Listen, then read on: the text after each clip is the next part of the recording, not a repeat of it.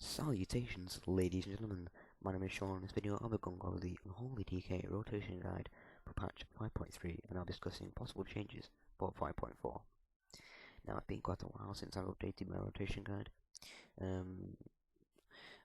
I've switched from Frost to Unholy, and I'll be talking about that as the video progresses. So, like last time, I'm going over talents, glyphs, and the usual jazz. So the only thing that's changed is roiling blood, which the reason for that is because you really don't want to be pulling your dots off as Unholy, especially as the rotation has changed quite dramatically. Well, kind of. I usually have pestilence in the third slot, but I removed it by accident, and I just haven't really put it back in. I suppose I can do that now. Nothing's changed. AMS is also getting a buff. If I remember correctly, it's having its absorption limit removed, and it is a flat 40% reduction for magic damage. So I consider that to be quite a big buff for DKs, seen as AMS is usually just there to take a hit, whereas now you can use it to reduce quite a lot of damage.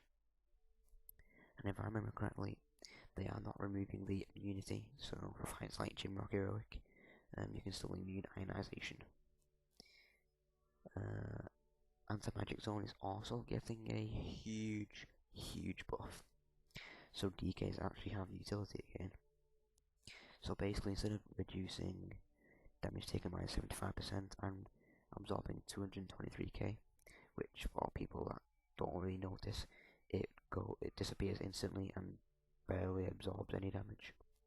Now I think it's absorbing 30% of magic damage for 3 seconds, or maybe 70%. Either way, it's a huge buff. So now, people usually don't know when to switch to Unholy and how to play it. So usually, from my personal opinion, you should switch to Unholy when you have trinkets that will allow you to supercharge your dots. So for example, Talisman and Feather from Formatsas and Shikun. Any version will do, but LFR, the proc rate, it's for you to decide.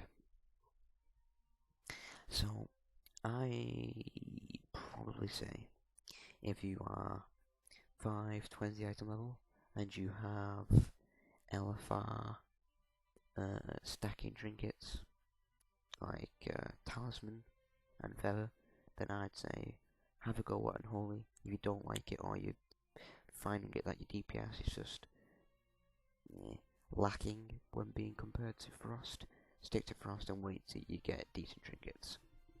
Now on the other hand, if you're playing Frost, then any trinket would pretty much do for you until you can get stacking trinkets.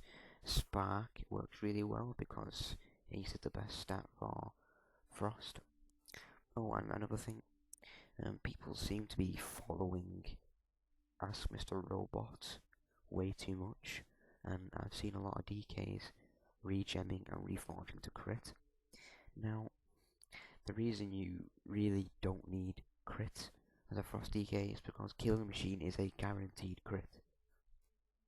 So, I mean, gemming crit is just useless. Obliterate is always going to hit hard. The extra crit chance, I guess you could say it'll sum up to a higher crit, but Mastery is going to come in way more handy because you don't have runes and 100% uptime on Killing Machine. I mean, I wish you could, but you don't. So Frost Strike, you're still a Frost DK even if you aren't dual wield, so your Mastery does accumulate more Frost damage. And Frost Strike, use Brain plus. At least that's what I think. If I'm wrong, then yeah, I'm a retard.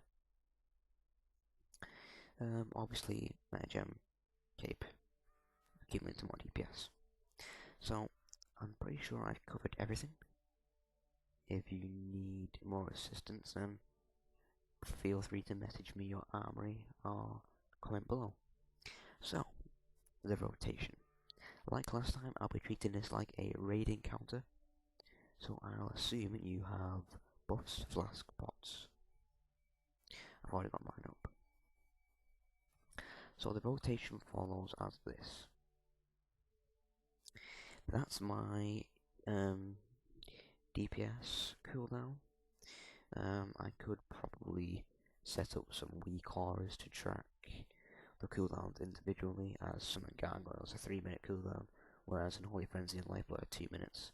So I'm only tracking lifeblood on my action bar, which, yeah, I guess it can work for both of them, but I've OCD like that. So if you want to copy that macro, feel free, but I'll probably have it in the description anyway. So the rotation will follow like this. I have double hero trinkets, so my trinkets proc at the very start. Now all I do is hit the boss.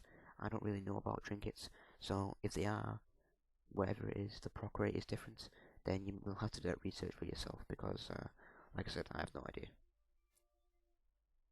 So the rotation will follow this. Depending on how long your pull time is, I usually pop army at 5 seconds, between 6 and 5, depending on the fight. Or fights like Dark Animus Heroic, which we're progressing on right now, I use Army of the Dead 3 seconds in, so I can time it with when the boss is up, and when we use hero. So you'll army it between 5 and 6 depending on the fight. You'll want to, I'd say, Horn of Winter, as it says entering combat, so your unit power won't drain, and you'll be using your pre-pot at between 1 and as it's ticking down to 0. So I can't really do a TPM pull like this, so the rotation will be as follows. Army. So we're counting down from 5, we're about 3 seconds now. 2, pre-pot, horn. Now the reason Unholy is different is because we now use a thing called festerblight, which is basically supercharging our dots. You want to make sure your pet's out. You can see my feather stacking up to 10 now. Once it reaches 10, we're going to use outbreak, so our dots become supercharged. 5 stacks our pet, cooldowns are up, put our rune weapons so we get all of our dots back. I mean, runes. Rune tap. This probably isn't the most ideal rotation, as it did take me a while to get my pet activated. I mean, I will be pulling far more DPS. I'm used to pulling above 250 on a solo burst with pre-pot and a flask. But I mean, there's, what, 10 mil damage, and I still got a bit of gargoyle left, and my pet's going to become supercharged rather soon. I'll just wait for that to fall off. So, once again, the rotation is as follows. Army at 5, pre-pot at 1, horn as you're entering combat.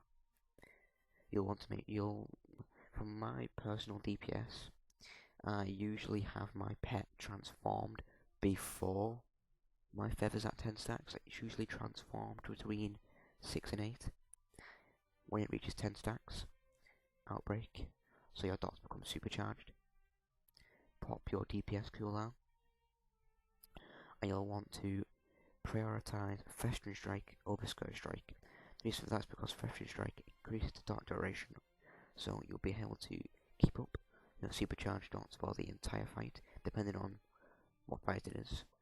If you have to switch off the target, or like Ironcon during the Windstorm, you'll have to just try and work around the rotation.